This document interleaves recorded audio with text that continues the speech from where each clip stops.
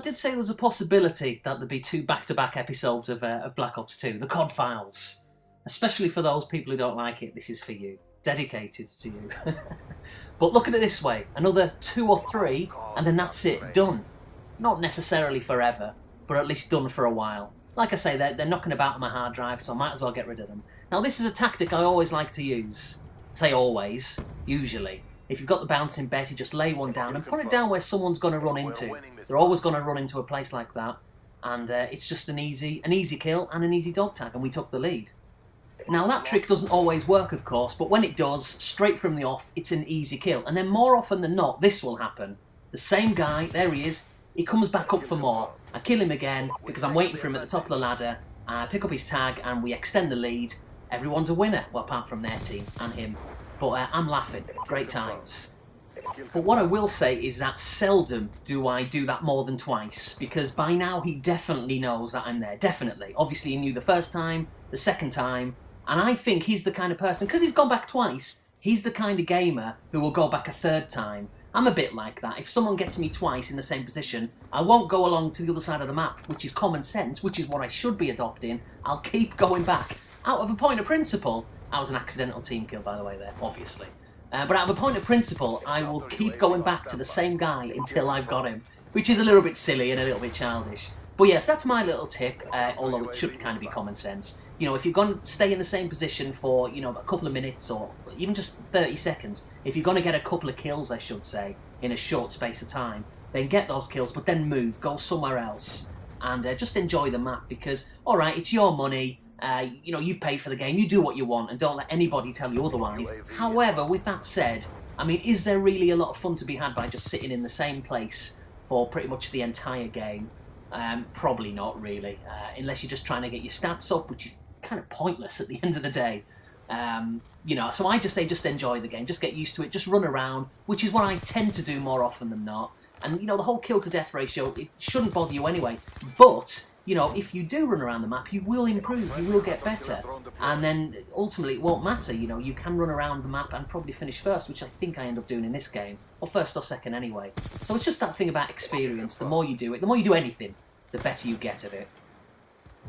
Now, when it comes to guns, I do tend to mix up quite a bit, although I don't know how much I have mixed it up on these vids that I've been making. Now, I wasn't quite sure what that original gun I was using was there, but I switched to what you can now see is the Peacekeeper. And I think I'm right in saying it was quite a while back, so I can't swear to this, but I think the Peacekeeper was part of the whole DLC thing, going back 6-7 months or whenever it was. You know, when the first map pack became available, then the Peacekeeper gun was kind of included as part of it. I don't know whether ultimately, I'm sure it was, but I don't know whether the Peacekeeper was made available to just everyone, rather than people who just bought the DLC map. I imagine it was eventually. Maybe it was one of those things which it was kind of an exclusive for the people who had the DLC, and then over time, so a timed exclusive basically. I tell you what though, these microtransactions, you know, whether it's DLC maps, whether it's camouflage and guns that you can download, that's gonna, I reckon, become really prevalent in the next gen. I mean, games won't be released like half-assed and half-complete. You will get full games, but you mark my words, wait and see, especially like the Call of Duty, Battlefield, I'm pretty certain will do it as well. They'll release the game with a lot of content, but then you wait and see the amount of content that you can download for extra money, of course. It will never be free. And if anything is free, then it'll just be the rubbish stuff, you know, to try and entice you to buy more. And you know what? I mean, maybe controversially, maybe not. I don't have a problem with it as such, because it is choice, you know, and it's really only aesthetic, isn't it? You know, the differences. Now, if it was something which was game-changing, then I would probably, I guess, maybe I'd have to judge it in its context, but I'd probably be opposed to that. But if it's just something which just looks a bit different, which has got like extra bling on, I mean, who gives a rat's ass unless you're like 11? You know, I don't know, maybe you're 58 watching this and you do care about having bling on your Call of Duty guns. But I dare say that for the most part, it's, you know, it is for kids really. Oh, this is sneaky. So I started to steal that guy's crate, but then I saw that my teammate was shot, so I knew he was hiding in there, coming out to get it. So I kind of backed off, waited for him to come out, killed him, and then got the crate, stole his Guardian, which is kind of useless anyway. The Guardian essentially bakes people, you know, the radiation that it gives off. But, you know, people do have an opportunity to kind of back off. It doesn't kill them, it kind of takes energy off before it ultimately polishes them off. But yeah, so it's not the best perk to use, if you like. But, you know, I got one for free, and have I even put it down yet? I'm not quite sure. But I think I do it in a second, but we'll soon find out. But what was I saying? Yeah, the whole microtransaction thing, I don't have a problem with it. If it was a game-changing thing, you know, something which really made your character or whatever really powerful and put you at a major advantage to, you know, over other people, then yeah, maybe that wouldn't be so good. But if it's just a little gun here and there, a little bit of camouflage, a new costume or a new character or whatever it is, then I'm not really bothered about that. Oh, here's that Guardian thing that I put down. And it's really difficult trying to work out where to put it.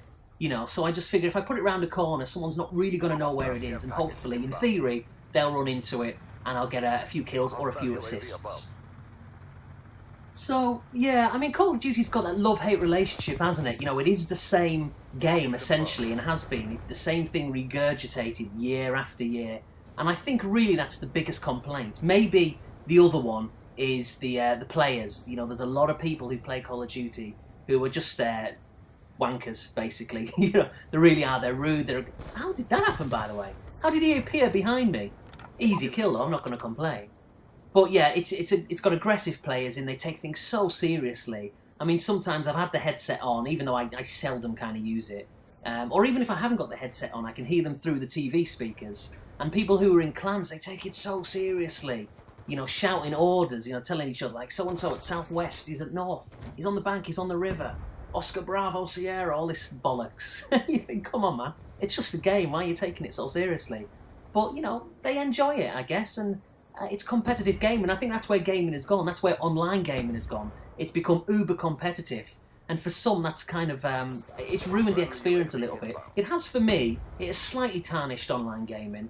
You know, I used to really enjoy it, and I couldn't really understand why people didn't like online gaming, because I kind of saw it as the future, and the present. It was kind of, you know, it was relevant, and it still is. It is the future, but it's, I don't know, I guess it really depends. Your online experience really depends on who you're playing with and who you're playing against. Because if you're playing in a lobby on any game, whether it's Call of Duty, Battlefield, Forza, whatever it may be, Left 4 Dead, that's a good one to play online. You know, if you get a good party going, you know, good people playing, then it's great, it's fun, it's enjoyable, and you can enjoy the banter, you can have a laugh, you know, with like-minded people. But too often, especially on games like this, then people just take it seriously, and it really does ruin the experience. And like I say, that's one of the big problems that people have with Call of Duty, along with the original point I made.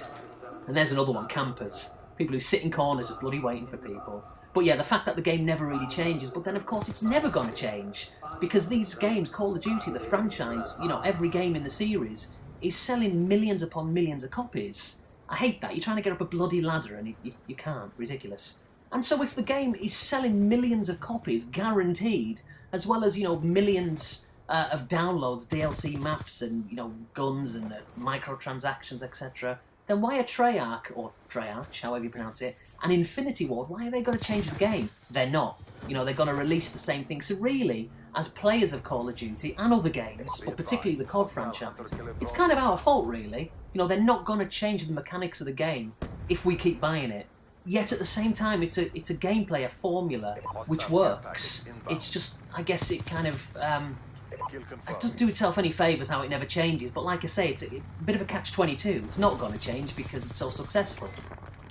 But if you just play it every now and again, I do find it fun, but I don't play it anywhere near as what I used to.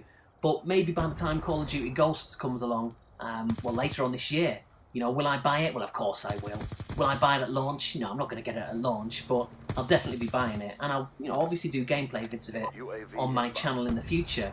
I bet you can't wait for that.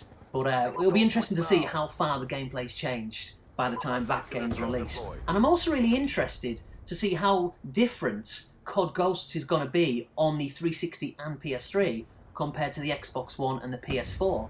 Because unless I've been missing the information, and I've not really been looking at it, to be fair, then I've not seen any graphical comparisons between the two formats. But I'm obviously going to presume that, you know, the Xbox One and the PS4 version is going to be substantially better.